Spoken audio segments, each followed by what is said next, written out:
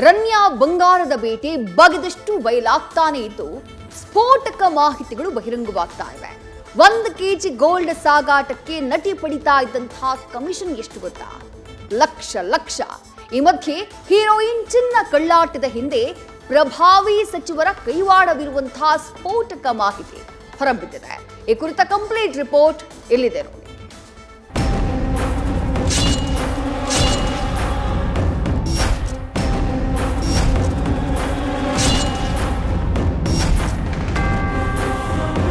Dubai to Karnataka Ranya Rao ಓಡಾಟ, 520 KG ಚಿನ್ನ ಸಾಗಾಟ. ನಟಿಯ ಈ ಗೋಲ್ಡ್ ಸ್ಮಗ್ಲಿಂಗ್ ಕಥೆ ಕೆದಕಿದಷ್ಟು ದೊಡ್ಡದಾಗ್ತಾನೆ ಇದೆ. ಒಂದರ ಮೇಲೊಂದು ಸ್ಫೋಟಕ ಮಾಹಿತಿ ಹೊರಬೀಳ್ತಾ ಇದ್ದು ತನಿಖೆ ಚುರುಕುಗೊಂಡಿದೆ. ನಟಿ ರನ್ಯಾ ರಾವ್ ಕೃತ್ಯದ ಹಿಂದೆ ಇವೆ ಹಲವು ಪ್ರಭಾವಿ ಕೈಗಳು. ಕಾಂಗ್ರೆಸ್ ಸರ್ಕಾರದ ಪ್ರಭಾವಿ ಸಚಿವರ ಜೊತೆ ರನ್ಯಾ ಸಂಪರ್ಕ.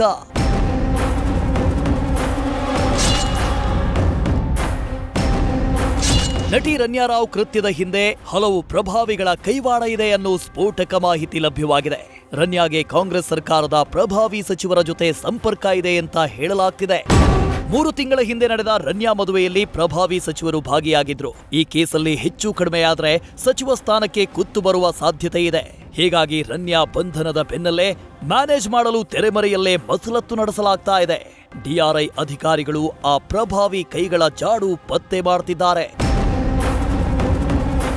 40 ಬಾರಿ ದುಬೈ ಪ್ರವಾಸ ಹೋಗಿದ್ದ ಆರೋಪಿ ರನ್ಯಾ ರಾವ್ ಹೊತ್ತು ಬಂದಿದ್ದು ಬರೋಬ್ಬರಿ 520 ಕೆಜಿ ಚಿನ್ನ. ಅಂದಹಾಗೆ ನಟಿ ಪ್ರತಿ ಕೆಜಿ ಬಂಗಾರ ಸಾಗಾಟಕ್ಕೆ 3,80,000 ರೂಪಾಯಿ ಕಮಿಷನ್ ಪಡಿತಾ ಇದ್ಲಂತೆ. ಇನ್ನು ರನ್ಯಾ ವಿಚಾರಣೆ ವೇಳೆ ಗೋಲ್ಡ್ ಸ್ಮಗ್ಲಿಂಗ್ ಮಾಡಿಸಿದವರ ಹೆಸರು ರಿವೀಲ್ ಮಾಡಿದ್ದು ಹಿರಿಯ ಪೊಲೀಸ್ ಅಧಿಕಾರಿಯ ಪಾತ್ರವೂ ಇರೋದು ಪತ್ತೆಯಾಗಿದೆಯಂತೆ. ಇನ್ನು ಬೆಂಗಳೂರು, ಮುಂಬೈ ಏರ್ಪೋರ್ಟ್ಗಳಲ್ಲಿ ಬೀಡು ಬಿಟ್ಟ ತನಿಖಾ ತಂಡಗಳು ಏರ್ಪೋರ್ಟ್ನಲ್ಲಿ ಸ್ಮಗ್ಲಿಂಗ್ಗೆ ಯಾರು ಕನೆಕ್ಟ್ ಇದ್ದಾರೆ ಅಂತ ತನಿಖೆ ನಡೆಸ್ತಿವೆ. ಚಿನ್ನ ರವಾನೆ ಆಗ್ತಾ ಇದ್ದ ಸ್ಥಳ, ತಲುಪ್ತಾ ಇದ್ದಂತಹ ಸ್ಥಳದ ಬಗ್ಗೆಯೂ ಮಾಹಿತಿ ಸಂಗ್ರಹಿಸ್ತಾ ಇದೆ. ಸಿಬಿಐನ ಎಸ್ಸಿಡಿ ಗೋಲ್ಡ್ ಸ್ಮಗ್ಲಿಂಗ್ ಕೇಸ್ ಸಂಬಂಧ ತನಿಖೆ ನಡೆಸ್ತಾ ಇದ್ದು ಕಸ್ಟಮ್ಸ್ನ ಹಿರಿಯ ಅಧಿಕಾರಿಗಳು, ಸಿಬ್ಬಂದಿ ಭಾಗಿಯಾಗಿರುವ ಬಗ್ಗೆ ತನಿಖೆ ಕೈಗೊಂಡಿದ್ದಾರೆ. ಗೊತ್ತಿಲ್ಲ ನಮಗೆ, ಸಿಬಿಐ ಕೊಟ್ಟಿದ್ದಾರೆ ಅಂತ ಅಷ್ಟೇ ಪೇಪರಲ್ಲಿ ನೋಡಿದ್ದೇನೆ.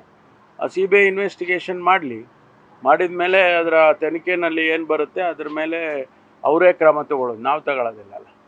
ಅವರೇ ಕ್ರಮ ತಗೊಳ್ತಾರೆ ಸಿಬಿಐನವರು. ಆದರೆ ಸಿಬಿಐ ಸಾಮಾನ್ಯವಾಗಿ ಸ್ಟೇಟ್ ಪೊಲೀಸ್ಗೆ ಅಥವಾ ಸ್ಟೇಟ್ ಗೌರ್ಮೆಂಟಿಗೆ ಕೇಳ್ತಾರೆ. ಈಗ ಆ ಪದ್ಧತಿನೇ ಹೊರಟೋಗಿದೆ.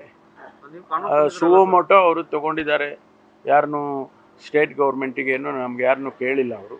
ಅವ್ರ ಪಾಡಿಗೆ ಅವರು DRIನವರು ಟ್ರಾನ್ಸ್ಫರ್ ಮಾಡಿದ್ದಾರೆ ಸಿಬಿಐಗೆ. ಅವರು ಸಿಬಿಐ ತಗೊಂಡಿದ್ದಾರೆ. ಗೋಲ್ಡ್ ಸ್ಮಗ್ಲಿಂಗ್ ಕಳ್ಳಾಟದ ಬೆನ್ನಲ್ಲೇ ಮತ್ತೊಂದು ವಿಚಾರ ಹಲವು ಪ್ರಶ್ನೆಗಳನ್ನ ಹುಟ್ಟು ಹಾಕಿದೆ. ರನ್ಯಾ ರಾವ್ ನಿರ್ದೇಶಕಿಯಾಗಿರುವ ಸ್ಕೆರೋಡಾ ಇಂಡಿಯಾ ಪ್ರೈವೇಟ್ ಲಿಮಿಟೆಡ್ ಎಂಬ ಕಂಪನಿಗೆ 2023ರಲ್ಲಿ KIADBಯಿಂದ ಬರೋಬ್ಬರಿ 12 ಎಕರೆ ಜಮೀನು ಮಂಜೂರು ಮಾಡಲಾಗಿದೆ. ಒಬ್ಬ ನಟಿ ನಿರ್ದೇಶಕಿಯಾಗಿರುವ ಕಂಪನಿಗೆ 12 ಎಕರೆ ಜಮೀನು ಮಂಜೂರಾಗಿದ್ದು ಹೇಗೆ ಅನ್ನೋ ಅನುಮಾನ ಮೂಡಿದೆ. ಒಟ್ನಲ್ಲಿ ಚಿನ್ನದ ಕಳ್ಳಾಟ ಮಧ್ಯೆ ಈಗ ಜಮೀನು ವಿಚಾರವು ಮುನ್ನೆಲೆಗೆ ಬಂದಿದ್ದು ಮತ್ಯಾವ ಅಕ್ರಮ ಹೊರಬರುತ್ತೋ ಕಾದು ನೋಡಬೇಕು. ಸಂದೇಶ್ ಜೊತೆ Ankita, Prajwal, news first, Bengaluru. News first ನಿರ್ಭೀತಿಯಿಂದ ನಿಮ್ಮ ಪರವಾಗಿ.